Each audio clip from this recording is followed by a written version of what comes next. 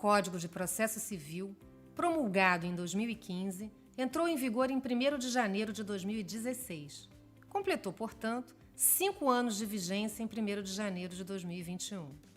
A importância evidente do Código tornava, para muitos juristas, insuficiente ou inapropriado que o Código de 1973, vigente até 2015, fosse reformado apenas nos pontos onde se pudesse manifestar inconstitucionalidade flagrante frente à Carta de 88. Essa visão, que acabou por prevalecer, abriu espaço para uma reformulação completa, na forma de um novo código que, desde seu nascimento, fosse convergente com as ideias que se sedimentaram na Constituição de 1988.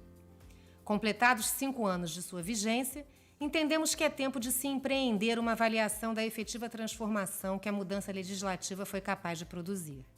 Sabemos que, em teoria ou intenção, o novo CPC promoveu a mais justa remuneração dos serviços advocatícios ao permitir que os honorários de sucumbência fossem majorados nos processos objeto de recursos.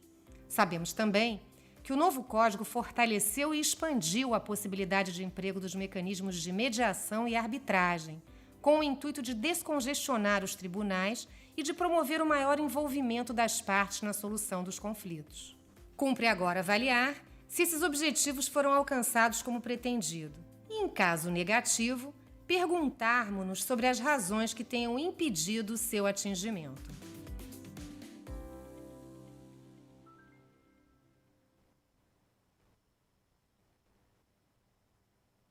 Bom dia a todos.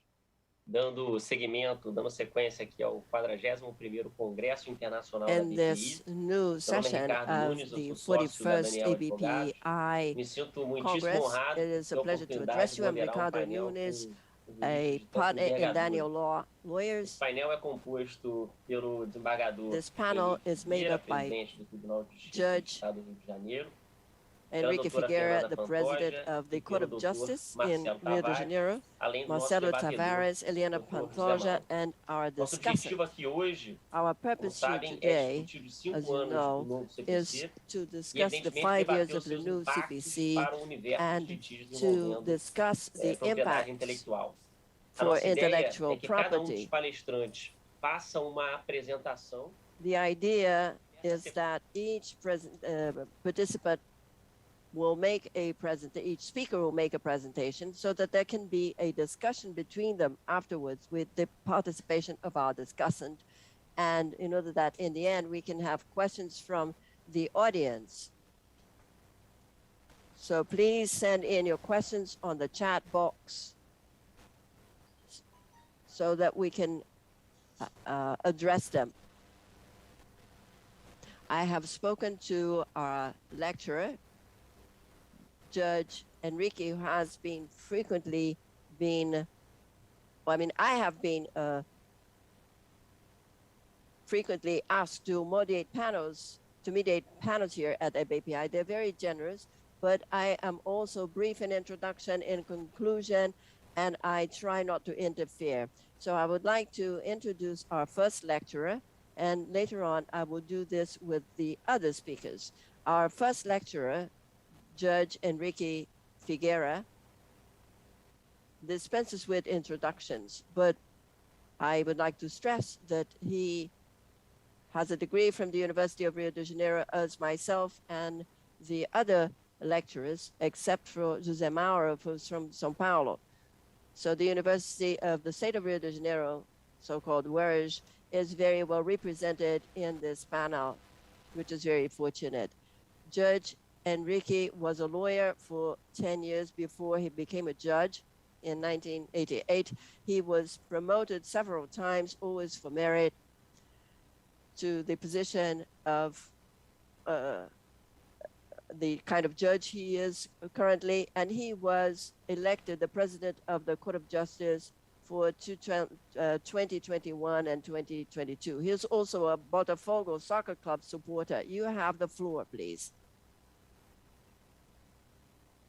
Thank you very much, Ricardo Nunes. It is an honor to participate in this 41st Intellectual Property Congress. I'd like to greet Marcelo Tavares and Fernanda Pantoja, The first is a judge and the second a lawyer, and our discussant, José Mauro Machado.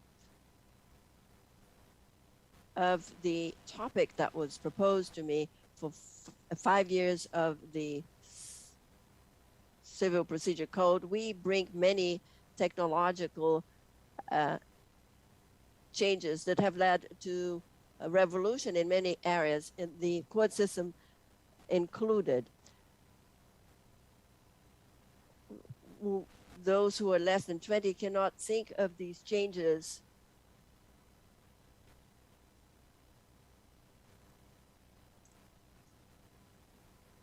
We are witnessing a disruption in the analogic era and the analytical one based on data and in the use of artificial intelligence systems, especially with the arrival of the internet in the 80s. This phenomenon has an impact on the public and private sectors. Citizens expect digital legal services that allow a quick court service and the use of applications and digital platforms for communication and the holding of hearings and virtual procedures.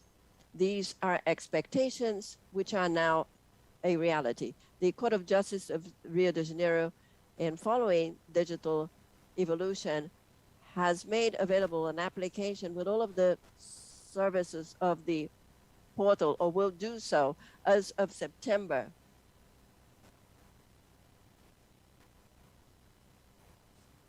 So petitions can be made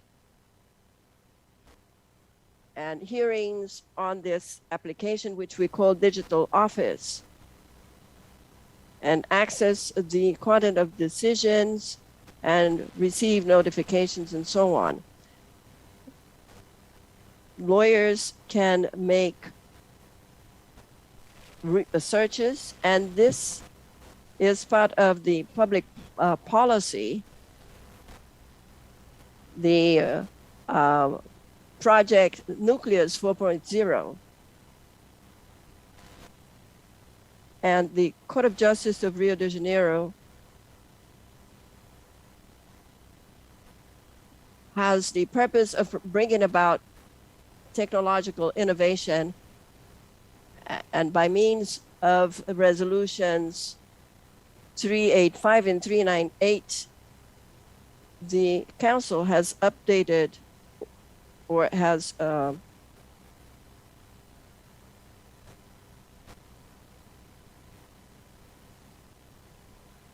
enforced these decisions. The nucleus is a new technological tool, and they will be ancillary, and the definition of matters will be established by the management of the court itself. The Court of Justice is right now developing a pilot project in industrial property covering all of the state. And now 3,000 suits on industrial property are going through court right now.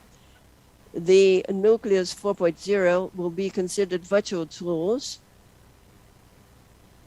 of the Court of Justice of the State of Rio de Janeiro. And the appointment of judges will be made by the president with a mandate of 2 years for each judge, and they can be reappointed. The nucleus can be exclusive,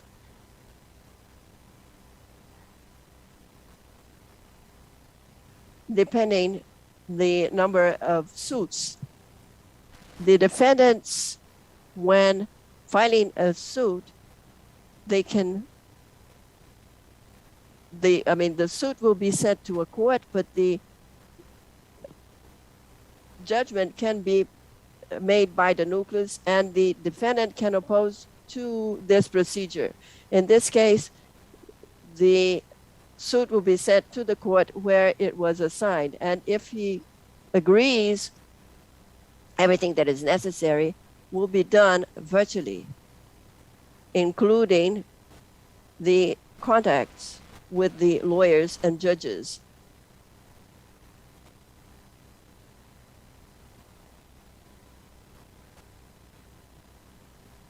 And all of this is in accordance with Article 119 of the Civil Procedure Code.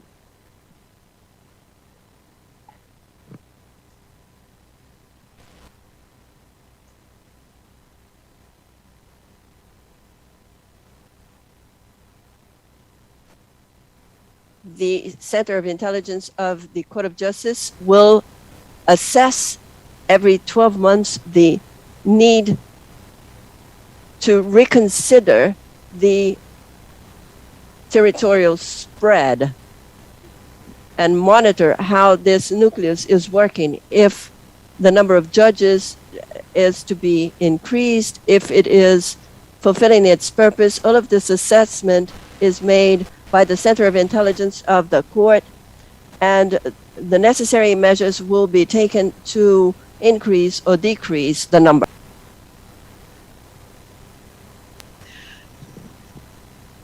Video conferences and other resources of technology dispense with physical presence, and this allows for the perfection of legal competence of judges. So when we separate out a certain topic to be judged by a group of judges, we should gain in service quality. And we will also take this to the second degree of jurisdiction. A ideia nossa de criar primeiramente núcleo na área para as câmaras empresariais, da matéria empresarial, melhor dizendo, né, onde com essa especialização nós vamos conseguir. And with this specialization, we will be able to improve the quality of our sentences and judgments. This will be 100% digital, and justice is now seen as a service and no longer as associated to a physical building. O atendimento das partes advogados se dará por meio do balcão virtual e do gabinete virtual. São duas ferramentas. The virtual window or balcão virtual is going to serve lawyers, and this is already operating. The promotion of access to digital justice will allow for costs to be brought down for citizens, but also to cater for a larger number of people. From the point of view of lawyers, the traditional dynamic led to certain geographic limitations because not all clients could move or could travel to other cities of the state and could not take place in, could not be present at two hearings at a time from the lawyer's point of view. So this makes access to justice more democratic. What I mean is that the Court of Justice is placing itself on the 21st century in order to provide a service that can somehow improve the service it renders in view of its final objective. With the pandemic, we have the idea of a justice that is not linked to a physical headquarters became stronger. The world is becoming digital right before our eyes, and the Court of Justice is creating the virtual forum based on a contemporary view for the creation of nuclei, and this will grant the court system greater power and increase access to justice that will become more efficient and in a reasonable span of time. The idea that we want here is to have technological justice oriented to the future, where it is possible to be impartial, to be equidistant, and to provide accents and to balance out all of these standards that are necessary for the provision of a good legal system. I'd like to thank all of the participants and organizers of this event for the opportunity of being here with you. Thank you very much.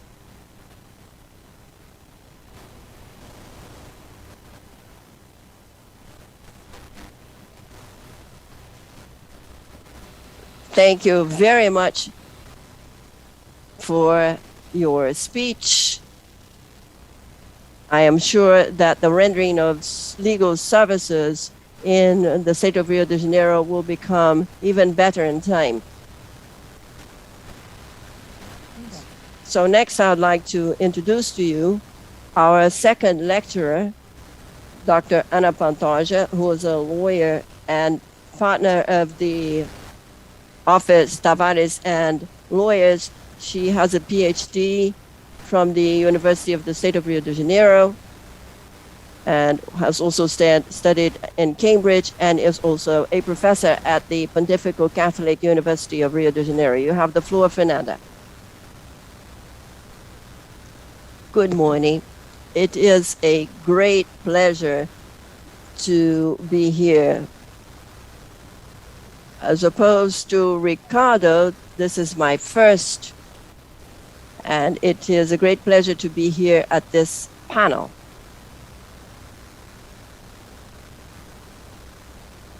The revision of the CPC had the purpose of making an in-depth review of the Civil Procedure Code, and the reasons guided the edition of the code. So to check the efficiency of procedures, an attempt to achieve safety and uniformity by looking at precedents, cooperation,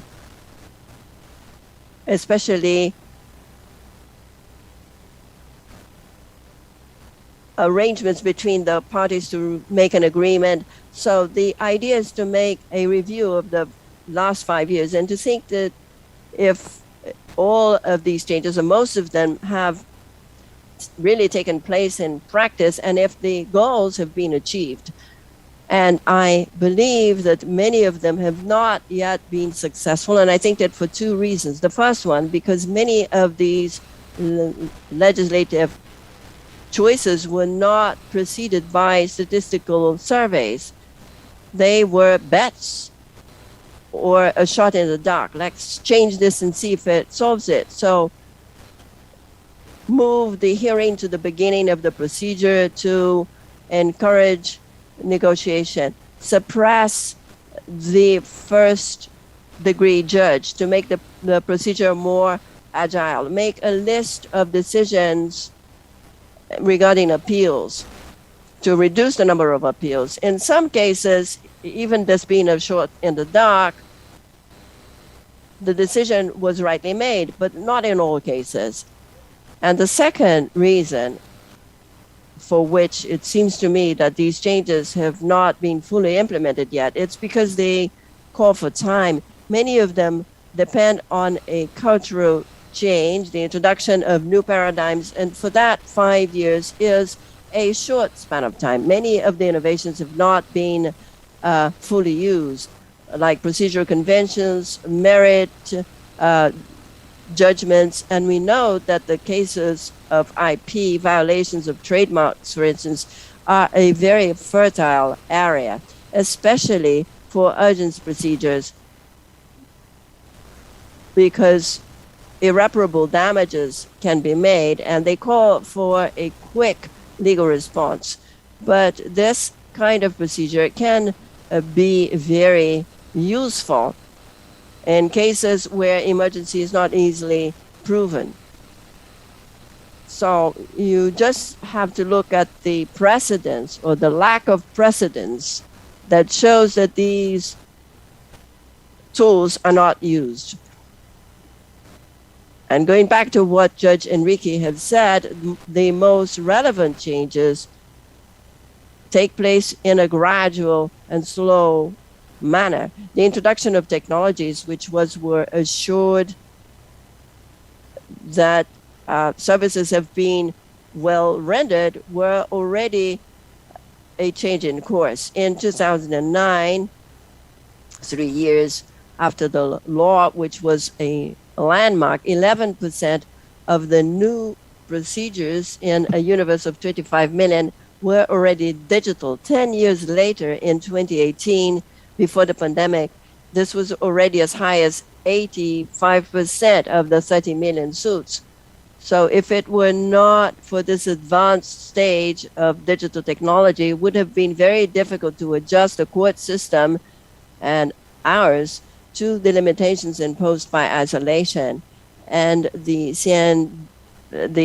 Court of Justice of Rio de Janeiro and Judge Enrique was in a major way responsible for the speed in which all of this was implemented. I would like to discuss two topics in two different lines to show what worked as I see it and something which has not yet worked so well. They are a problem which was resolved, the building of precedents and the issue of appeal, interlocutory appeal.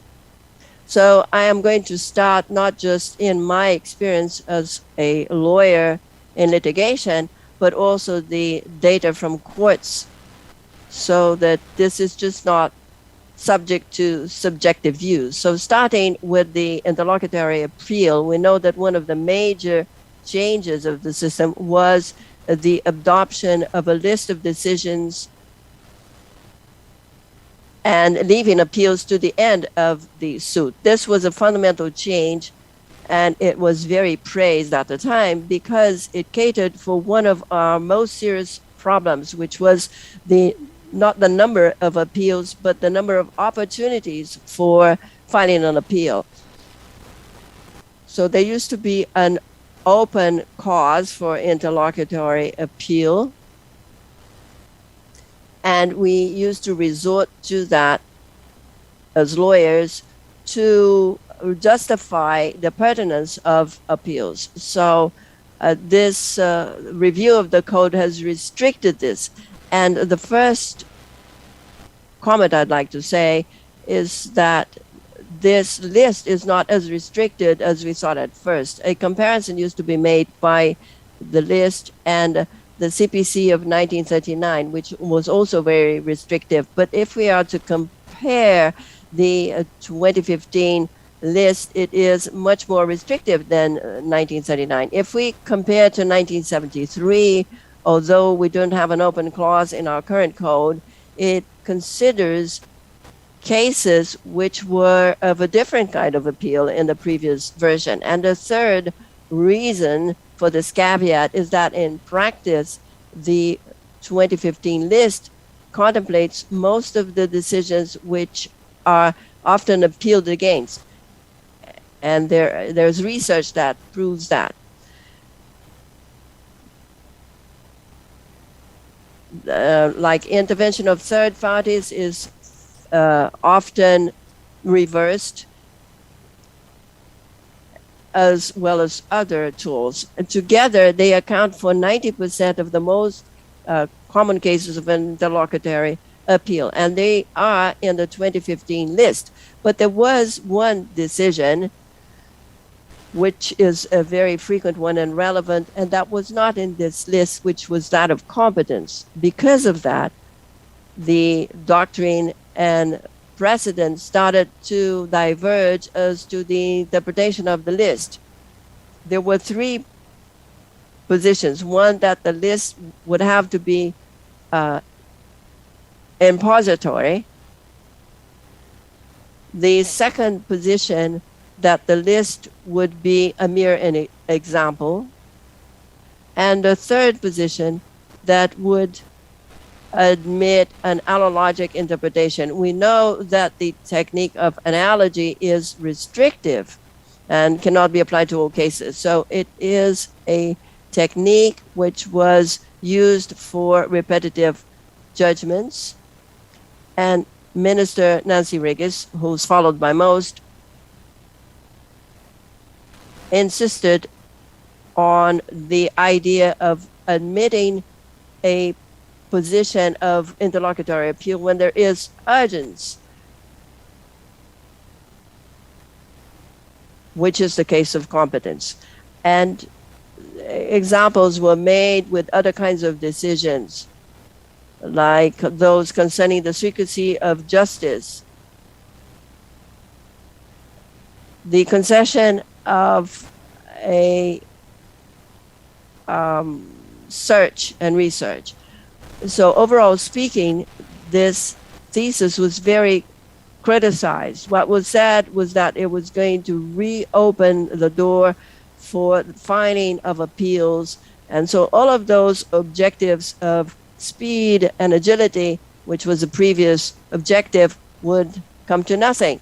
But you have the number of appeals from 2014 to 2020. Looking at this data, we can see that the legislative change has caused a reduction in the number of interlocutory appeals. We see that in 2017, possibly when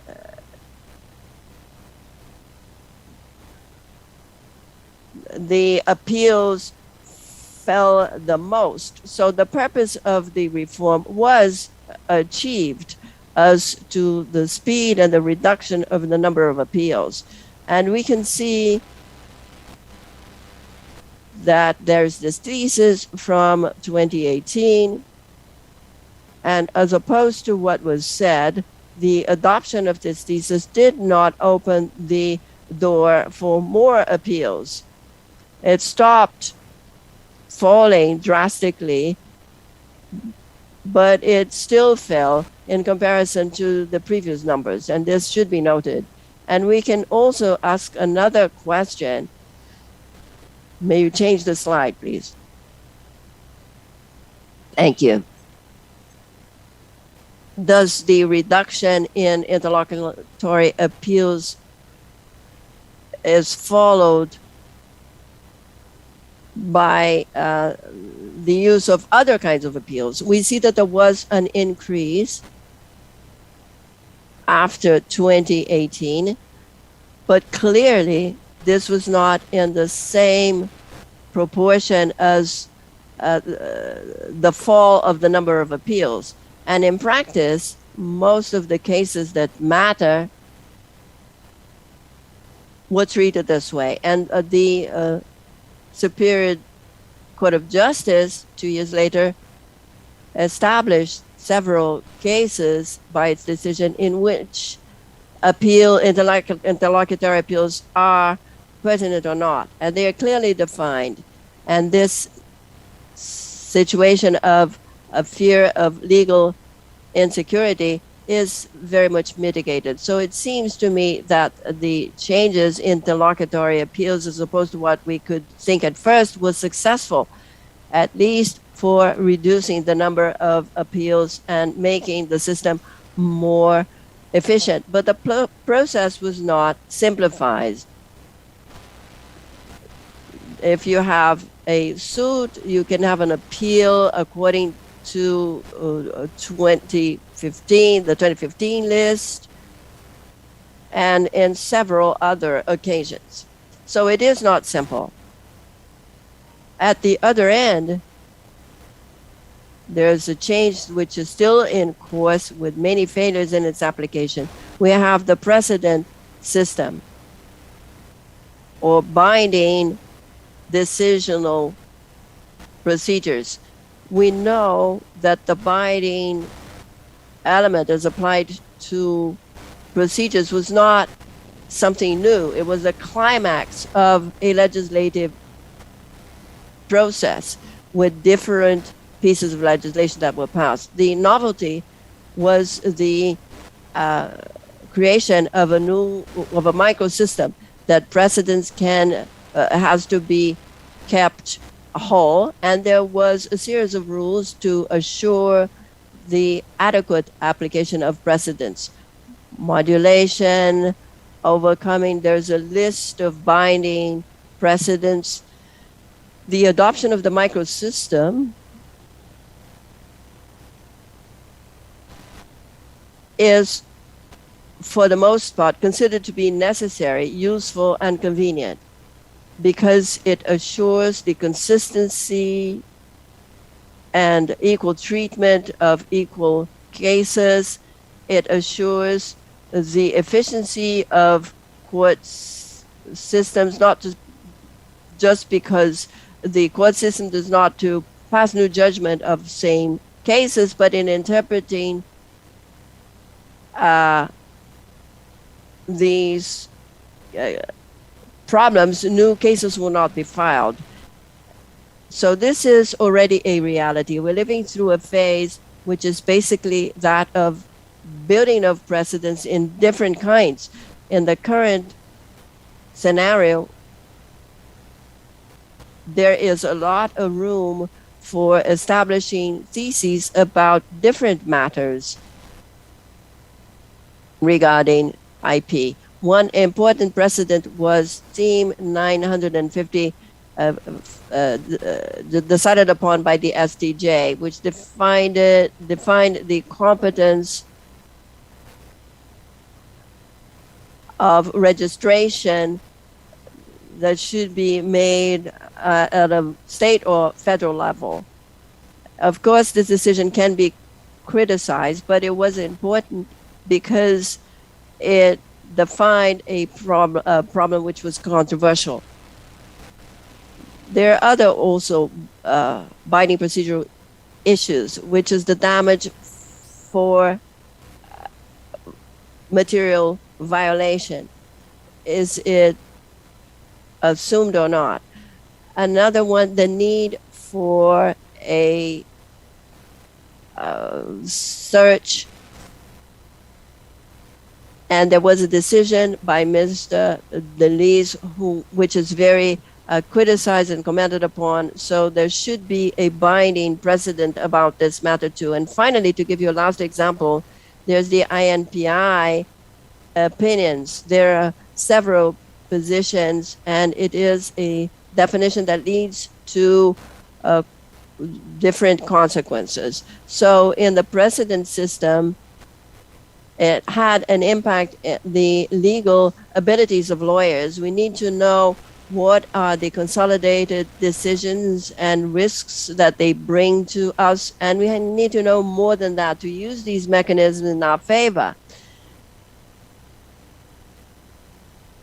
Suggesting a matter to be considered repetitive judgment, but more than that, an adequate precedent system calls for legitimacy in building the binding theses, and for that, participation is crucial.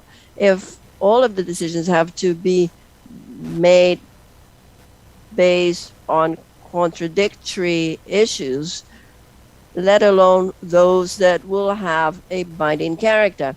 And if we think about the binding precedents in Brazil, they are brought about quite differently from common law. This becomes gradually recognized in common law countries.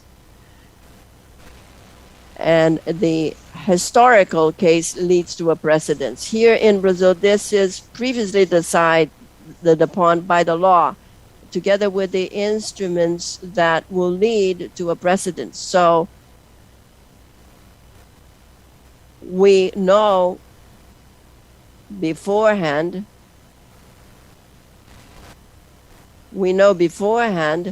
that in those cases there will be the formation of a precedence because they are repetitive and so on. This is why it is important to have large participants of those who are going to be affected this should be disseminated. There should be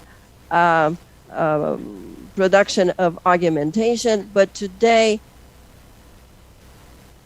as I see it, the contribution of interest parties or stakeholders is not well taken into account. Of 350 appeals since 2016, and almost 100 of them, there was no expression from third parties. So many of these requests are not granted, and civil society does not request participation in these suits. Just to close, there's yet another problem in establishing precedents. The system does not leave any scapegoats to the parties when a thesis is unduly applied to a given case without taking into account the fact that this can be overcome. The last word, according to the CPC, is up to the second degree court. So there are those that say that there can be a complaint or appeal to higher courts, new resources, never mind what the means is. But I think that somehow it should be made feasible for this matter to reach higher courts, because it's up to them to establish binding precedents and legislation. Precedents has to be kept stable and not unchangeable. So I think this is a very delicate and relevant matter. To close, I think that the coming into force of the CPC was a first step in perfecting civil justice. There is still a long pathway to be covered, and we have to understand the procedural goals and the handling of the techniques that are available to us lawyers and judges. Thank you.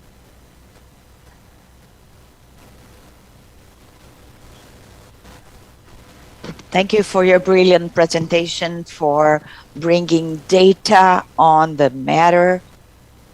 And I would like to give the floor to our third speaker, Dr. Marcelo Tavares, federal judge in the Rio de Janeiro district. He has a doctorate degree from the State University. He also went to Paris too in France. He is a professor, and often we are honored to have him in our events. So it's great to have you again, Dr. Marcelo. You have the floor. Well, thank you for your very kind introduction. So thank you, Dr. Ricardo Nunes. I'd like to greet my colleagues in this panel, Judge Henrique Pieira, Dr. Fernanda, Dr. Jose Mauro, and Dr. Ricardo. I would like to say good morning to all those who are watching us, who have devoted their time to watch this discussion on important matters relating to the CPC. I'd like to start with raising 2 points. One is a conceptual idea going back to the 2015 CPC. Maybe conceptually, the major change that is going to be felt gradually as time elapses. So the basic thing was to have an anchor in our Constitution. When we study the general state theory and the constitutional theory, we learn that the main objectives is the organization of the state and fundamental rights. So when the first article of the CPC refers to the need of having institutes in the civil procedure, which will be applied also in the penal cases. So when they are grounded in the Constitution, this is able to provide room for certain interpretations, especially filtering moral values. So the understanding that jurisdiction is a service, is a function of the state that comes from the fact that the state is sovereign. The state will impose within its territory its legal order. And in addition, there's this view that jurisdiction in dealing with the parties will have to deal with fundamental rights, rights such as broad defense, access to justice, access to a fair trial in a reasonable term. So having these two constitutional goals grounding the CPC was something very important. And I believe that we are experiencing a revolutionary period, not only due to the normative changes, but also because the 2015 CPC has already been affected by a paradigm change. And that has an impact both in terms of the electronic process and new ways of accessing justice through a disruptive model, as Judge Henrique Figueira mentioned, but also due to the moment that we are experiencing, which is we are living through a pandemic. So this has had an impact on all levels. Higher appeals judges, and the prosecution office. So relating that to what has been mentioned by the two speakers that came before me, the precedent system has enormous potential of entering into a dialogue with artificial intelligence. So when we look at the 2015 CPC, from now on, the consolidation of the precedent system, which is being devised, is being constructed, not in terms of having something similar to what exists in common law, but to have something which is pursuant to our system. And this may be very important for lawyers, for judges, in terms of applying precedents and verifying cases in which these precedents should not be applied. So I think we are heading towards this situation. So going to the final point and looking back, I would say that in the, not in short term, but in a longer term, we are going to see a more coherent system using precedents. So I believe that the justice of the future is heading in this way. In terms of the court, the regional court of the second region, we have already been feeling some institutional changes with the creation of intelligence centers or intelligence nuclei that may bring about progress in terms of competence, in terms of calling actors to be more active in public lawsuits. And also what we've heard about, which is the 4.0 project, and this is very similar to the points I am raising. So such changes have been introduced in the daily life of justice, and in federal courts today are already using the virtual, what we call the virtual counter. It's a virtual access, and also virtual hearings. Judges are going back to in-presence trials, but actually lawyers enjoyed the virtual system. I'm going to see 3 lawyers tomorrow, and I asked them if they wanted to go there to the court, and all of them said, no, we are happy to have a virtual meeting. In terms of industrial property competence under the federal justice, this is very important. And why do I say so? Because in other states of the federation, there is a very strong action, especially in São Paulo. And São Paulo is represented here by Dr. José Mauro. Also in other states, Rio Grande do Sul and Paraná. So the possibility of a lawyer having a meeting with a judge in Rio de Janeiro, and this meeting is a virtual meeting. This has an impact, and it also allows for a better use of time for both sides. We are currently in touch with lawyers virtually and through email. So this disruption that we see in the jurisprudential activity was not possible to imagine when the CPC was drafted in 2015. The world was changing very rapidly. We were caught by surprise by the pandemic, and certain changes have been accelerated.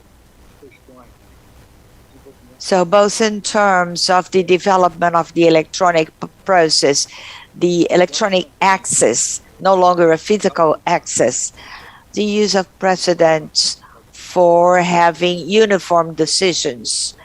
I believe these two topics interconnected by artificial intelligence, I think this is what will shape the service rendered by justice in the future. So having said that, I will focus on certain topics pertaining to innovations. Some innovations have worked perfectly, others could be further improved with time.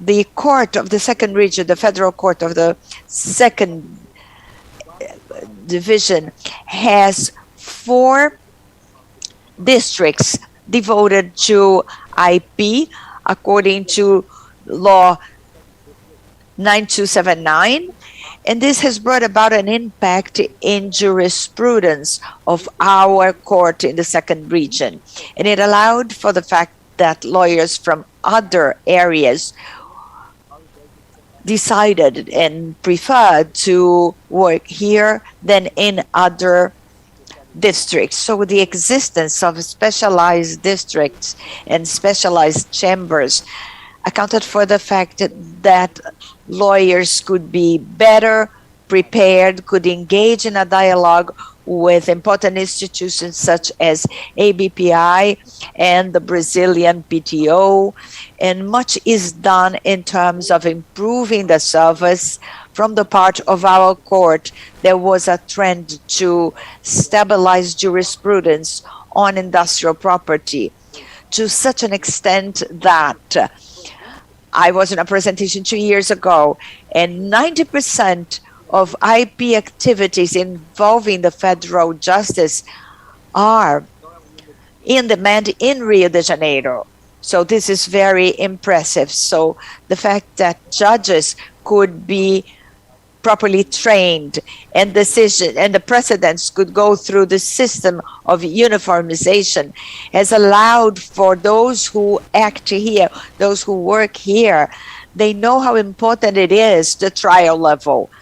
The trial judge is not a temporary judge in Rio de Janeiro, because there are some difficulties due to the quality of decisions in the different specialized districts, specialized in IP. It's very difficult to reverse a trial decision because these are good decisions, well-grounded.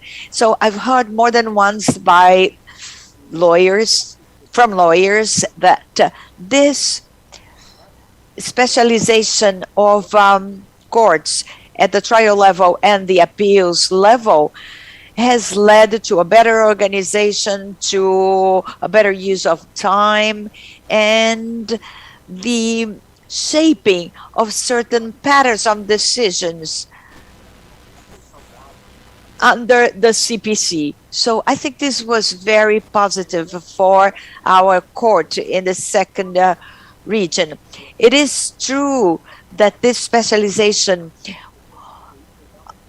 raised some surprise because at first these courts who were mainly working with pension cases were now dealing with IP.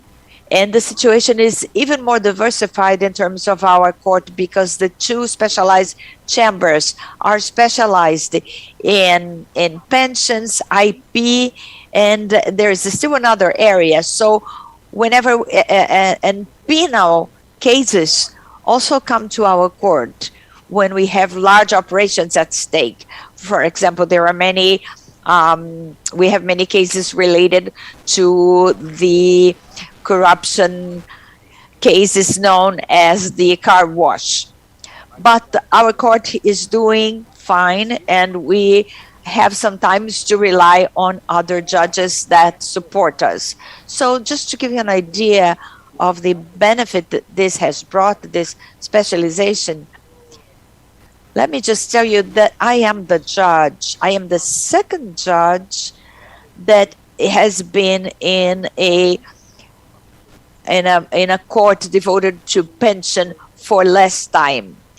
There was one that left in 2014, so we have judges that have been in the court for over 10 years or 14 years in IP. So this brings a qualification to the court, and these specialized judges, most of the time they are not willing to ask to be transferred. I was one case that I asked to go to the IP court because I'm very interested in these two issues, the pension and IP. So there is this trend that judges that come to such courts, they tend to stay there for a longer period due to the subjective benefits that can be gained.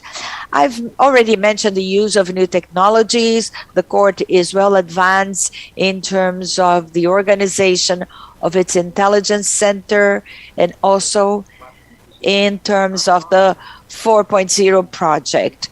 The current administration under Judge Azulay, this administration has unified the procedures, and today all IP cases are electronic. They all are being treated electronic, which makes it easier for lawyers. We do not have physical cases. Just to give you an idea of numbers and how representative the IP cases are, I would say that 10% of our cases are IP related. So in terms of pensions, we have 3,000 out of the 3,000 that we have, 300 are IP, and the IP cases require a lot more work. The other cases sometimes involve simpler legal questions, but there are some peculiarities when it comes to the work of the Court of Appeals judge. If you're working with pension or if you're working with IP, you have to enjoy this subject matter. IP, although there are many relevant legal opinions and legal decisions, this judge has to enjoy analyzing such facts, and sometimes judges tend to enjoy the legal issues more than the fact analyzing activity. Also, the non-presence is a trend. I've already talked about the virtual, what we call the virtual counter, but certain judges have shown that they are more comfortable in the virtual environment and they enjoy it more, they work better in the virtual environment. But the parties may be required to go there in presence as well as witnesses in certain cases. So this is something that we are organizing among ourselves. I favor the physical presence whenever possible, the presence of parties and witnesses when there is a personal deposition. I believe that observing certain behavior, the way you look, the way you move. And when you only have a screen, it's a bit difficult to verify certain details. I was able to learn that in the criminal courts. Criminal judges take courses in which they learn how to analyze behavior and movements. So I believe this is important. The way you move your hands, the way you show emotions in your face. So this could all be valuable in terms of a deposition and in terms of reaching the truth. A virtual deposition has certain negative aspects that have to be offset given the easiness that the virtual work offers. In terms of the expert examination, this was being done virtually, it was being done electronic also. And this is one point that I would like to comment. This is something that worked well in the federal court when you have an act on which there is consensus. The 4 judges in our court started setting hearings in which we were going to hear the legal expert. And this is working very well. We also have the assistants. And they offer their opinions. They hand in their opinions within the time frame that is established by the expert examiner. So the work of technical assistance and expert examiner, this is a successful area in terms of our courts that deal with IP. Another issue that was raised very appropriately by Dr. Fernanda, which is the position of INPE, that the INPI can be the plaintiff. At first, INPI saw as a defendant, but often INPI takes 3 stands. First, resisting. Second, agreeing with the request under the federal court. And sometimes INPI requests to be an assistant, not only agreeing with the request, but also acting as an assistant to cooperate with the plaintiff. And I would like to congratulate the work done in this area. In my experience, the prosecution has this position. They do not resist just for the sake of resisting. And this is being done also in IP. This culture has been nurtured, and INPI is very worried about the social interest that is generated by the administrative act that INPI establishes. And within this culture, INPI has not felt any difficulty in recognizing the request or assisting one of the parties. So INPI is highly respected by the judges. Sometimes when it's called to be a defendant, INPI will request to act as assistants to the defendant, or rather to the plaintiff. Now, in certain cases, we have the refusal of a trademark registration or patent. Sometimes we have the position of other companies, especially companies that are the holders of a trademark that has a right in terms of prior art. And sometimes this company that holds the trademark registration did not show any opposition, and sometimes they act administratively, upholding their interests. Judges today tend to allow, whenever the plaintiff makes such a request, they allow the company that generated this prior art right, these companies are called and are asked if they want to participate or not. But when they do, there is a trend to include them as defendants. But they may review that position and request that this is not legitimate. If they did participate, usually this request will not be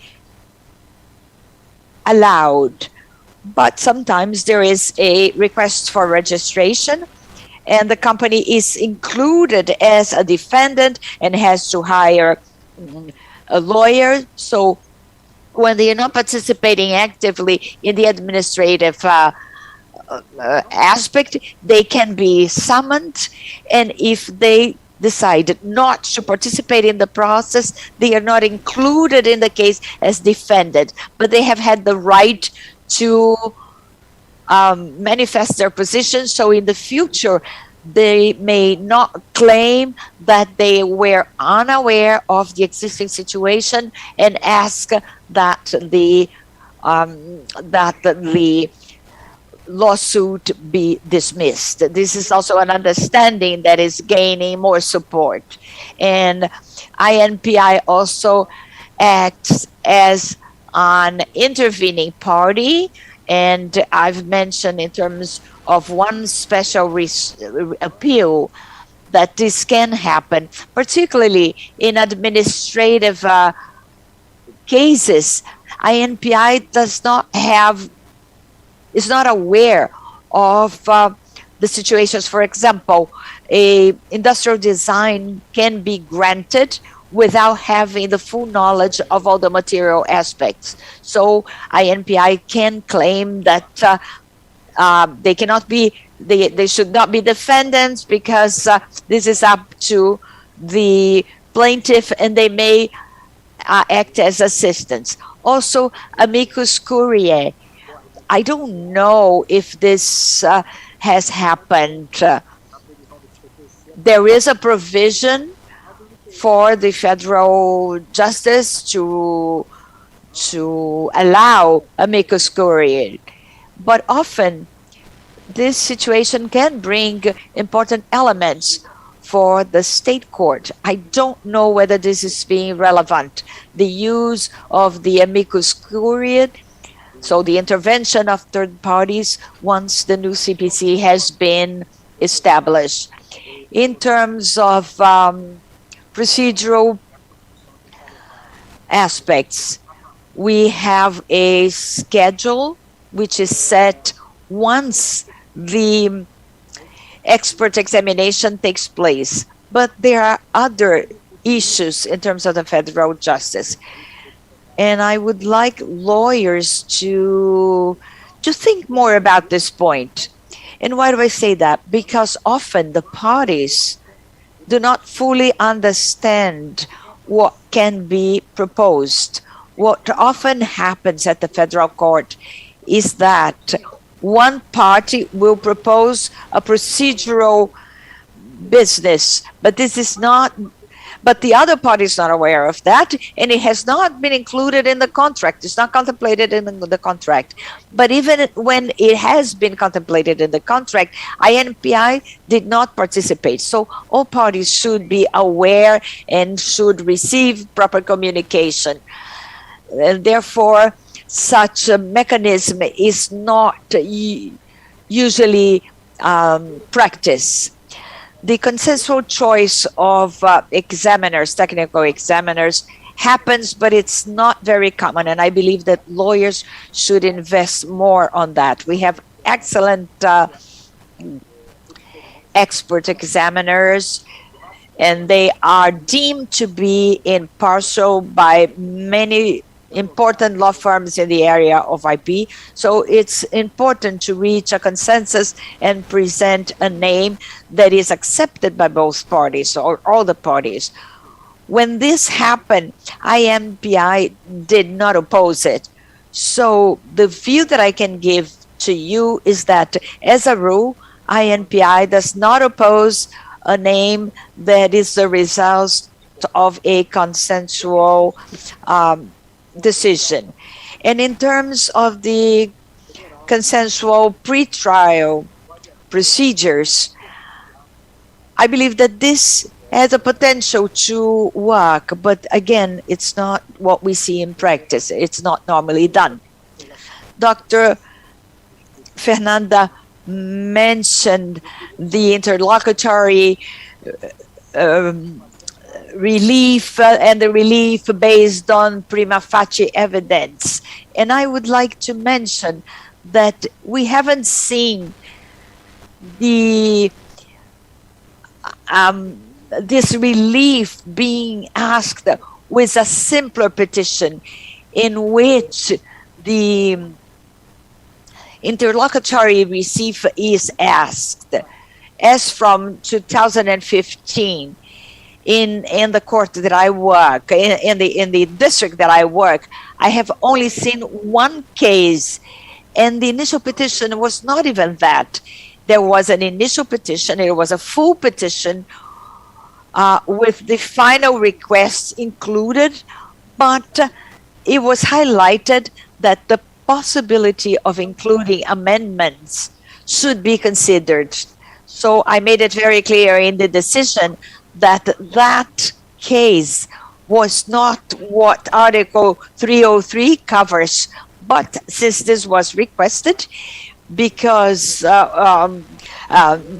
we did not want any situations in which the party would feel that the right of defense was being limited, so we allowed, but no new element was brought to the case. So this is not being well explored, this case of this type of relief, because often the idea is to introduce a stability in that decision and put an end to the demand, but this has not been fully explored. And it's not representative in terms of numbers. Likewise, the previous production of evidence is something that is not being requested. Now, after that, we see the interlocutory appeal. I agree with Dr. Fernanda, the position of the Superior Court of Justice. I think their decision was very appropriate in terms of the mitigation introduced in the case.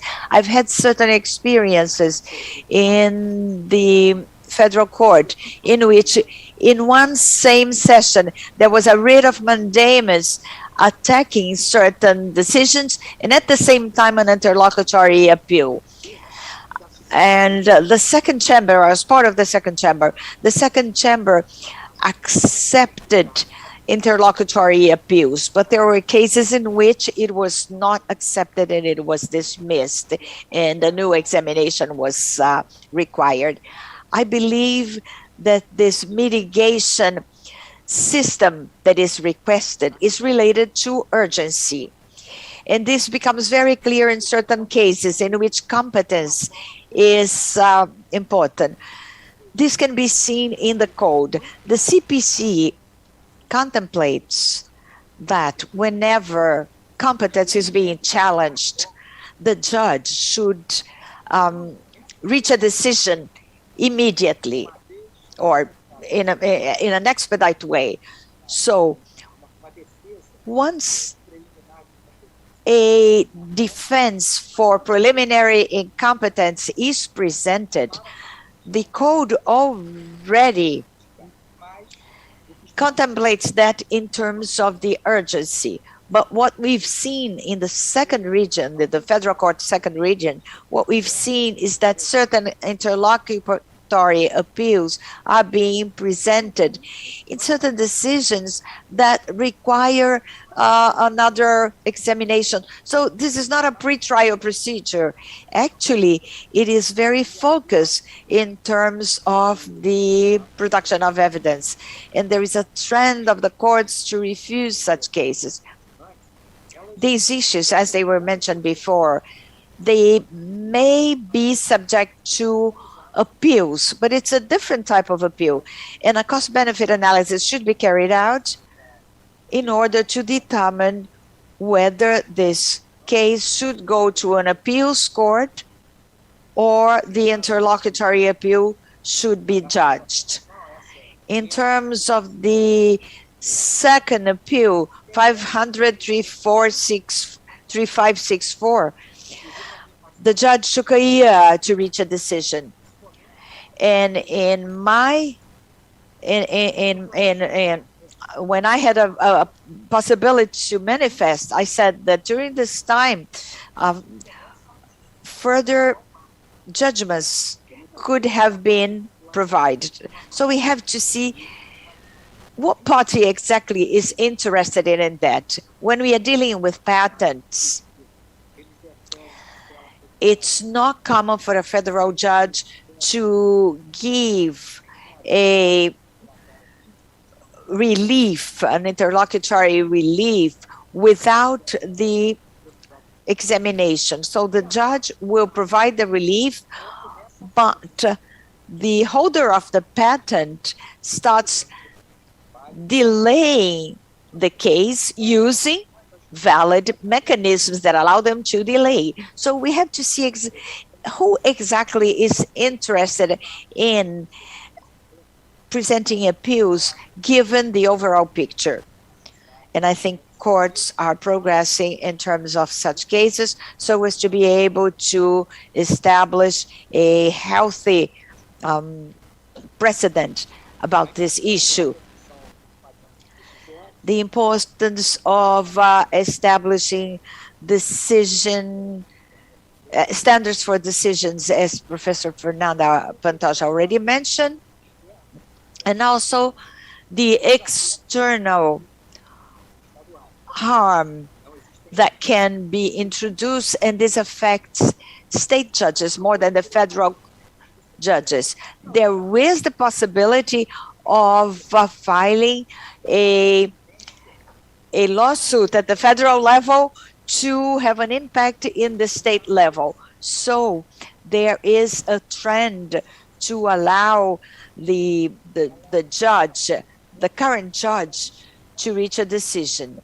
In the past, we were discussing the need for suspension due to this harmful effect.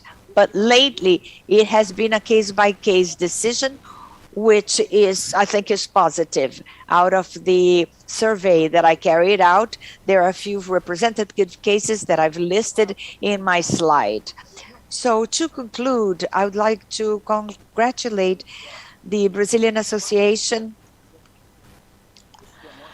of IP for its 41st Congress. This means that we are developing in terms of the legal science about the intellectual property. This is a lifelong struggle. And I would like to say here, I would like to quote here the words of Bertolt Brecht, who said, there are those who spend a day fighting and they are very good. Some spend years fighting and they are even better. And there are those who are going to fight for many, many years and they are excellent. And there are those who spend their lives fighting. And these are the ones that we cannot live without. So this is what I would like to say about our association. This is a lifelong struggle, a lifelong combat, and I'd like to congratulate you for the development of the legal science in the realm of industrial property. Thank you. Thank you, Dr. Marcelo, first for your kind words at the end. I think we are all very happy. And also because you've been able to cover a large number of topics during a short period. So thank you. And after these 3 brilliant presentations, I think our lecturers have brought about ideas that certainly will nurture the subsequent debate. And please feel free to submit your questions using the chat box.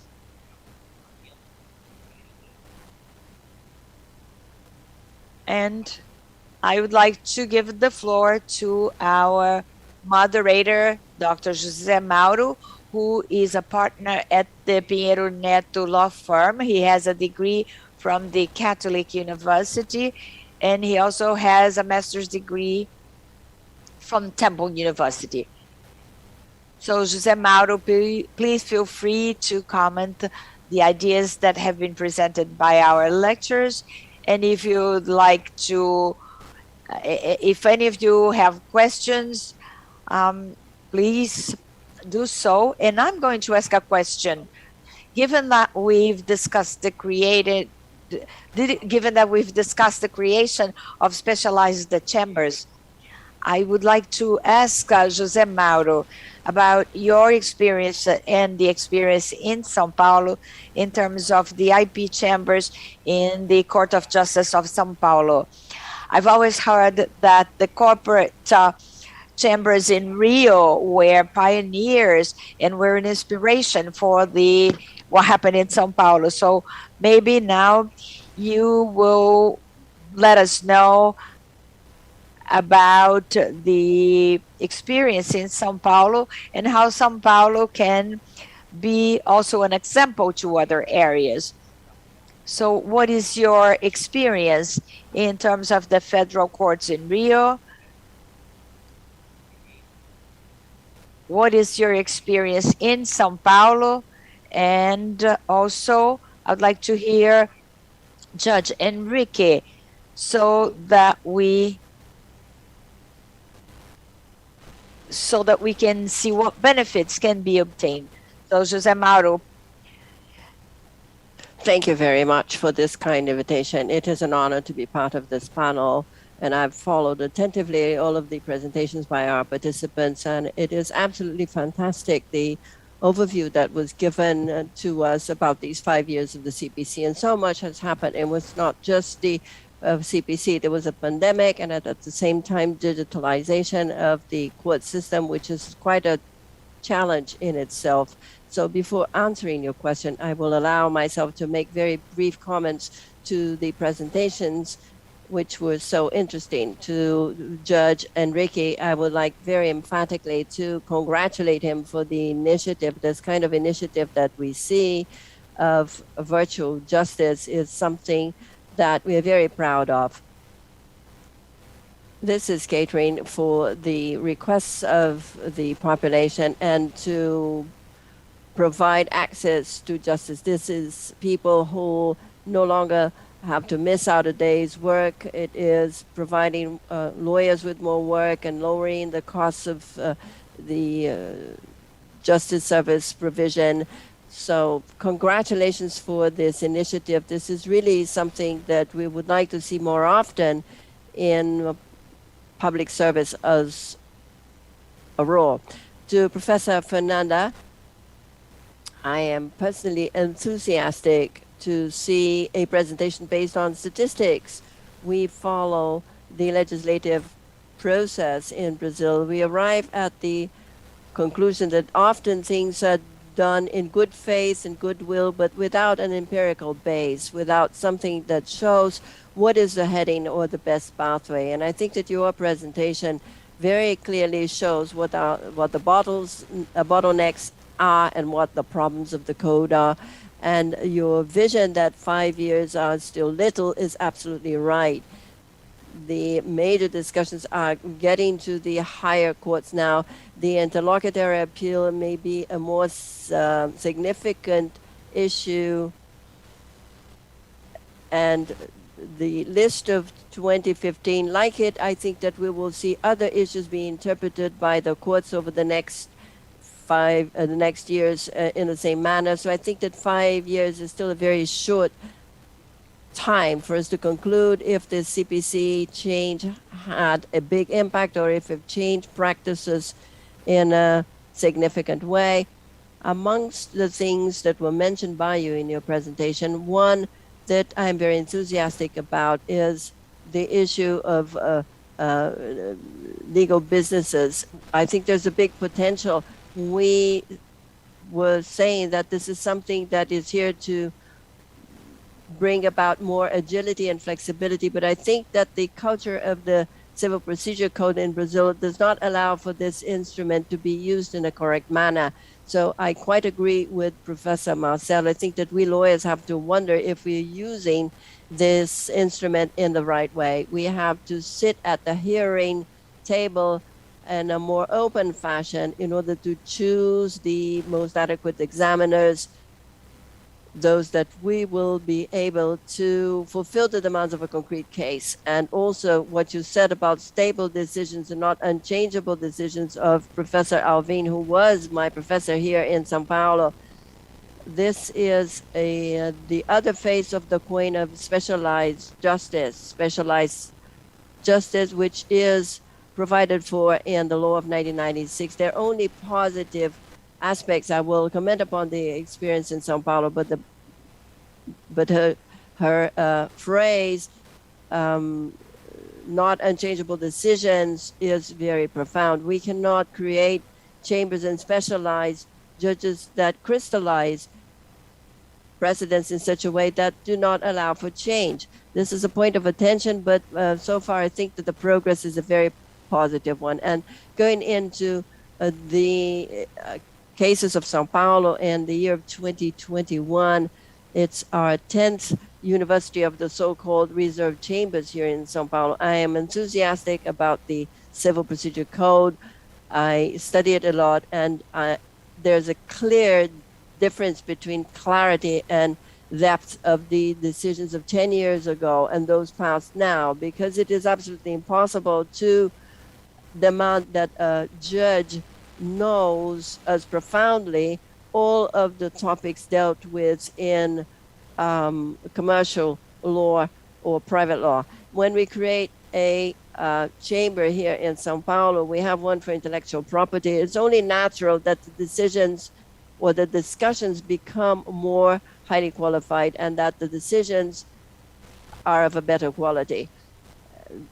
Marcelo mentioned a number of decisions that he makes in his court, and intuitively he has shown how important this knowledge is. For instance, he mentioned industrial design. Often this is granted by ABPI without an examination of merit. So when you see a request for a relief, you know that you're before a register that was often granted without an examination of merit. In the case of a patent, its analysis is done in a very different way. In the case of trademarks, we have other issues. So when the judge sees this, he also takes a different decision. So I think that the specialized chambers are the clearest example of this, of how important this is. They provide quality and depth to discussions. So to conclude, in these 10 years of reserve chambers here in Sao Paulo, we have a very positive result. At ABPI, we've been discussing with judges from Sao Paulo, and I think that after all this period of time, nobody conceives anymore how this could be otherwise. With the conventions like the Paris Convention and patents, we cannot do without this chamber made up by judges who are professors and scholars, people who are interested in the topic. I believe that this is the right pathway. Our legislator of 1996 was already providing for this, and this is a pathway to continue to pursue, and I'm happy to see that the Court of Justice of Rio de Janeiro is also taking this same pathway. Thank you very much, and once again, have a nice day.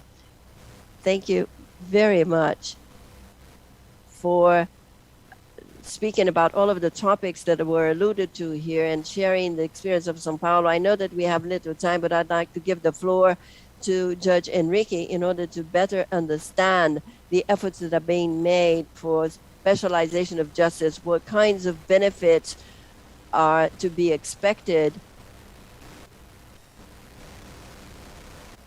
we would like to understand this initiative of your court in a better way. Thank you very much, Ricardo. As José Mauro said, the Court of Rio de Janeiro was a pioneer 20 years ago in specialization of entrepreneurial courts, including intellectual property or industrial property. And we were stuck in time. We did not take this specialization to the second degree, which is actually crucial and very important. We need to have quality decisions at the second degree also. Not that they're not good decisions, but specialization improves the quality of judgments without a doubt. Everybody agrees with that.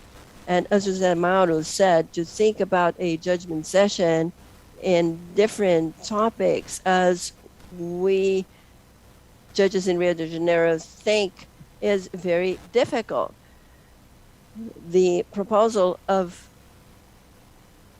good afternoon, Mr. Nogueira, President of the São Paulo Court. We had something scheduled for February when the pandemic closed down the court system in Rio de Janeiro and São Paulo. I had something scheduled with Dr. Geraldo, and I want to reschedule it to understand the work of specialized chambers function in São Paulo. I think it's quite similar to the idea of the nucleus that we want to implement here. So it is a virtual chamber with a virtual judgment without the physical chamber itself. And the judge appointed may become specialized and deal with that topic with a lot more depth and devotion. And I am sure that judgments will be a lot better.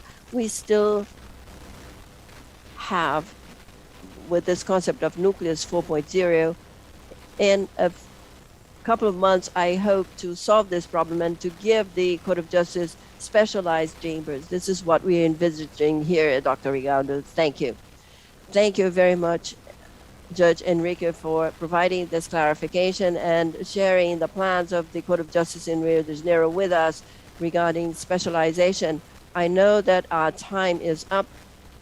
Should there be any questions from the audience to the lecturers, they will be forwarded to them. And just like in my introduction, my conclusion will be equally short. I'd just like once again to thank ABPI for this invitation and for allowing all of us to be part of this struggle, as mentioned by Dr. Marcelo, and for all of the support provided by ABPI in putting this panel together. I would like to thank our lecturers and our discussant for the brilliant presentations. Judge Enrique, it is an honor to us having you with us. Fernanda, Marcelo, José Mauro, it is such a pleasure to be with you. Finally, I'd like to thank all of you who are watching us. Thank you very much indeed. Take care, stay safe, and enjoy the rest of the event. An affectionate goodbye.